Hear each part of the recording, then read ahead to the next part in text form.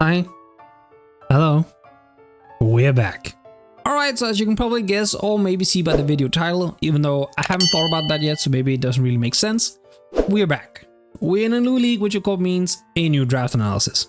But before we get into that, I want to get some quick info. One, this is going to be simplified throughout the season. I'm still going to do my best to make the videos entertaining and nice to look at, but as a whole, they are going to be simplified compared to the BBR. 2, the league we're in is called ICP and it's a no TERA league, which is kind of interesting because I've always been a big fan of TERA, but I felt like a good mix-up could maybe be nice.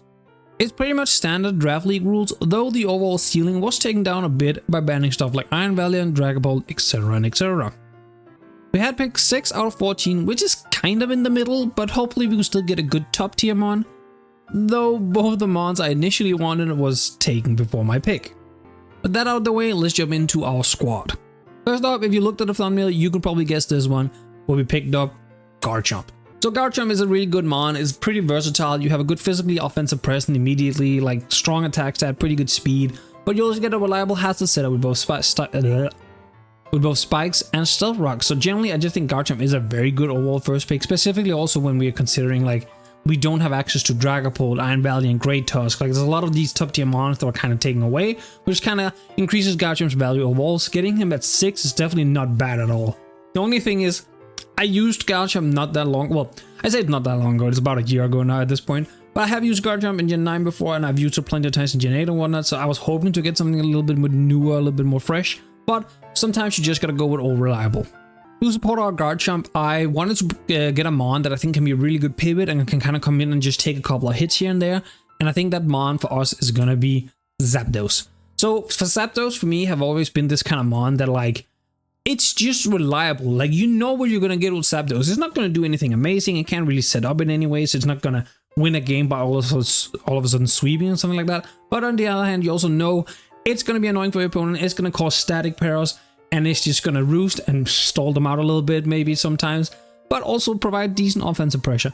I think it pairs pretty well with Garchomp despite both of them having an ice weakness. I think just overall Zapdos is a very good reliable mon to have.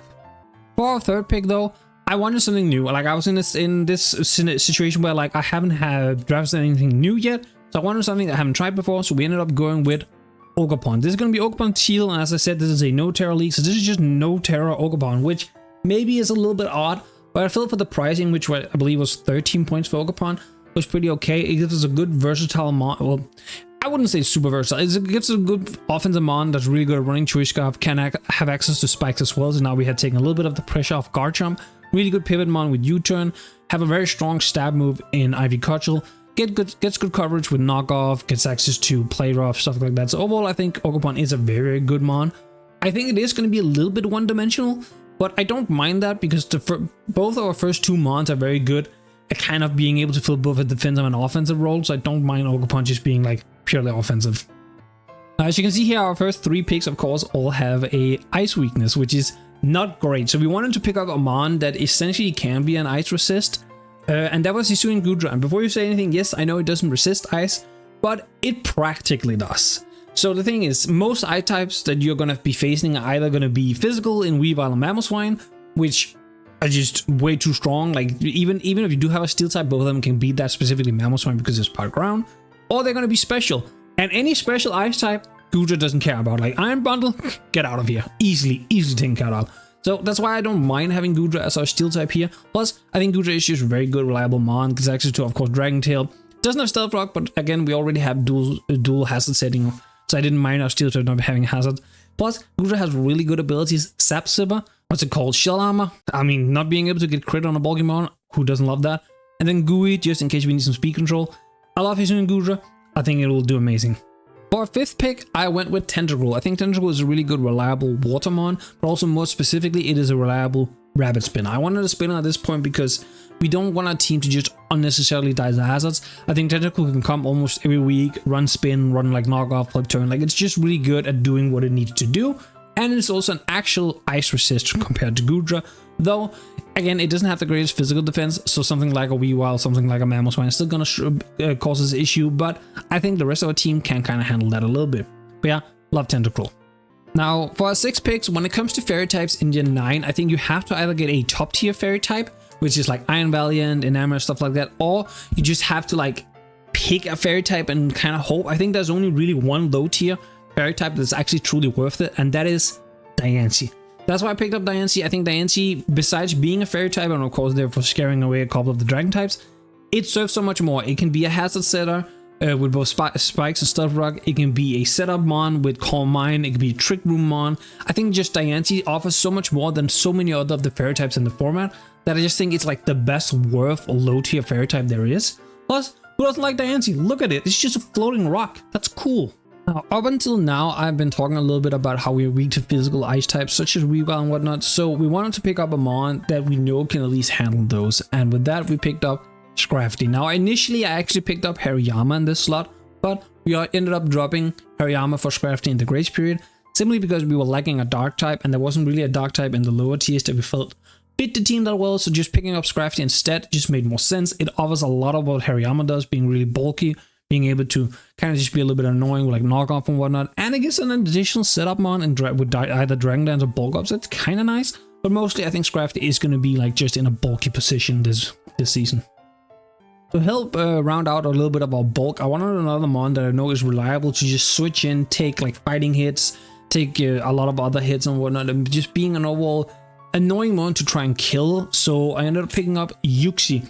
Now, I did get a little bit of flack from some of my front office friends because a lot of them prefer Mesprit, and I probably do prefer Mesprit too when it comes to like overall as a mon, but I just kind of wanted to use Yuxi rather than Mesprit this season. So I picked this. I might regret it in the long run. Maybe I should have picked Mesprit because I believe Mesprit was still on the board. Like I could have at least picked it because like this is very late in the draft, but we ended up with Yuxi. Overall, I'm pretty happy. It offers a lot of the same thing that Mesprit does, is that it doesn't have healing wish, but on the other hand, it's faster, which I think is a very good plus for it. Being able to have fast encores is always a very nice thing. At this point, our team was mostly just lacking kind of some special breaking. We had pretty good physical offensive mons and like Garchomp and Ogerpon and whatnot, but we realistically really lacked a little bit of some special breaking. So we picked up Hisuian Solrock.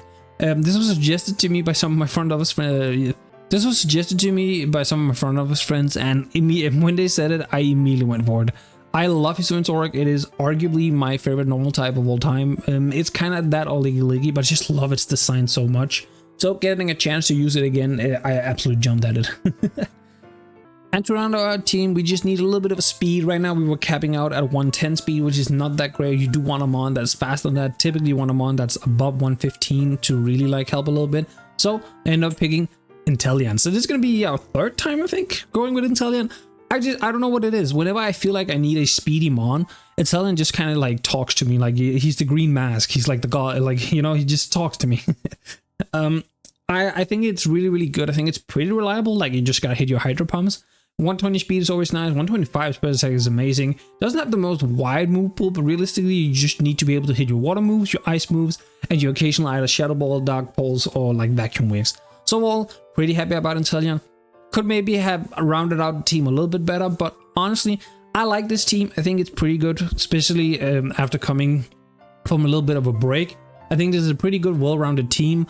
There's a couple of few flaws. There's a couple of mons where like I maybe could have prioritized getting a specific typing a little bit earlier on and whatnot, but hey, it's drafting. That's what I love about drafting, is sometimes you won't always get what you want, and that's just part of it.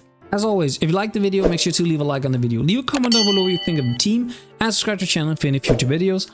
And I'll be heading out, and wish us good luck with our ICP No TERA season. I'm out. Peace, YouTube.